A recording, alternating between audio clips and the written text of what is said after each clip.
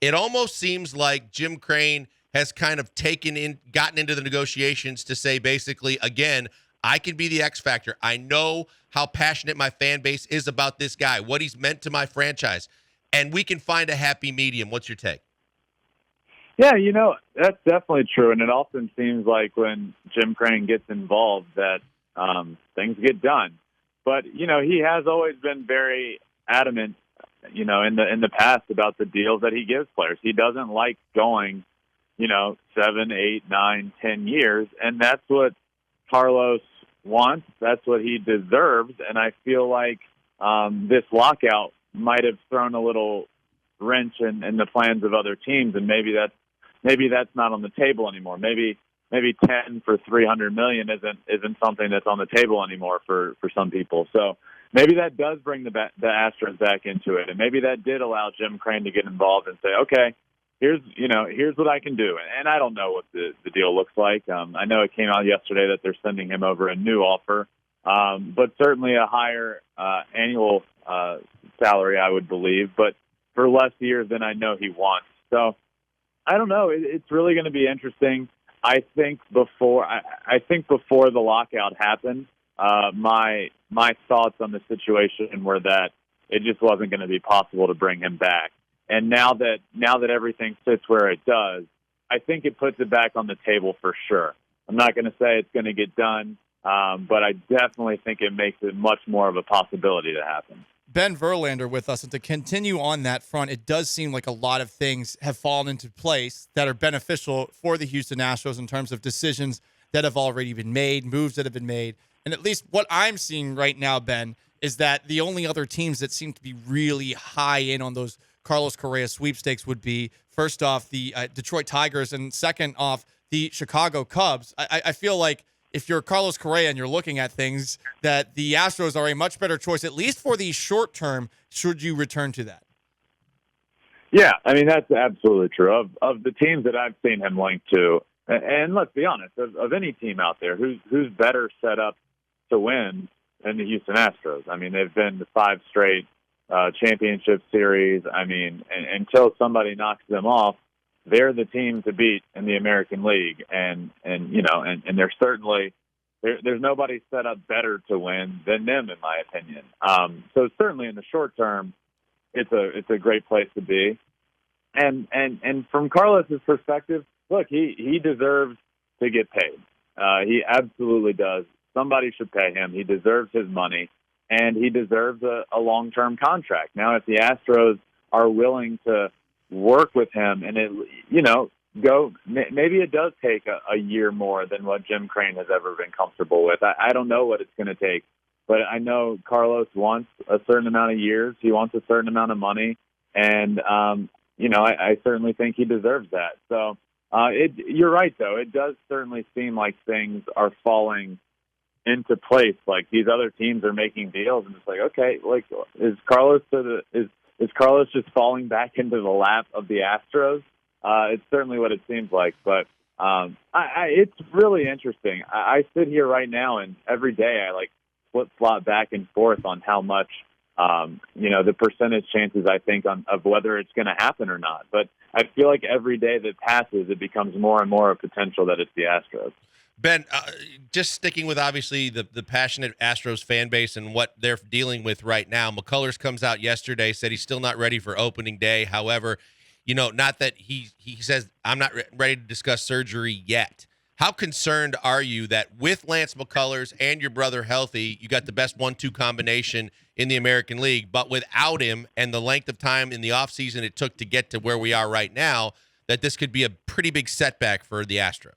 Hey guys, back to the video in just 1 minute. Before that, I want to tell you about Fitz Roofing. Fitz Roofing is dedicated to the loyal people of Houston, Texas. That means if you got a leaky roof or need a full roof replacement on your business or your home, or you want to get something done around the yard or maybe something around the house, Fitz Roofing can help. All you got to do is check out all their services at fitzroofing.com, and better yet, call them 832-521-3001. They'll come to you and do a free, no-obligation inspection that costs you absolutely nothing and tells you absolutely every way that they can help help you fix your problems. Check them out and make sure you go to Fitz Roofing because they have the best warranties in the business, the best ratings, and the best service. They're going to take care of you every step of the way. Fitz Roofing, making a difference one home at a time. Yeah, some of the verbiage that I've heard around this situation is definitely cause for alarm, and especially like what you just said, not ready yet. But I do know Lance is a gamer. Lance wants to be out there more than anything, and he's going to do everything in his power to get out there. But it certainly seems like this is more of an issue than I think anybody thought coming into this season. I think after last year when he went down during the playoffs, it was like, okay, is he going to be able to get back to the playoffs? No. So then you think, okay, well, fine. Like it's not even a second thought the next season.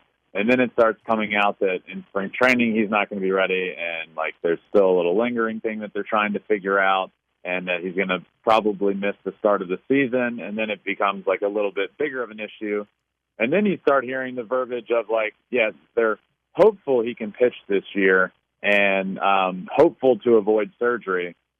And one thing that I think everybody should find comfort in is that Lance is an absolute gamer, and I know he's going to do everything he can to get back out there and wants to be. But definitely a little bit cause for concern there because you're right, Justin and him would be quite the 1-2 combo in the American League. Ben Verlander with us. Big picture, the American League West is certainly changing. The A's we've seen just completely blow up shop like they do so many times over the last couple of days. We've also seen from the start of the offseason, the Seattle Mariners really be aggressive, starting with Robbie Ray, and most recently they make the big trade with the Cincinnati Reds, Jesse Winker, Eugenio Suarez. They also got Adam Frazier this offseason. How do you view the American League West now after some pretty aggressive moves also by the Texas Rangers, who have been in the cellar for so long? Yeah, the American League West this year is going to be very fun and very exciting. And for years, it seemed like the Astros had by far the most firepower in the league, by far the best team, but their only competition was going to come from the Oakland A's, who were going to do what they do best, Moneyball, and figure out a way to win games, and in September find a way to go like 23-3 and end up right there. But I don't like making a ton of guarantees. I can guarantee that right now the A's aren't in a position to win a lot of ball games this year. They're clearly going through a rebuild, and they're not going to be the competition this year. The rest of the AL West has added so much firepower. And, as a fan of the game, as a fan of baseball, it's awesome to see. The Mariners are going to be really, really good. I still think I think the Angels are going to be a good team, but I don't think as they stand right now,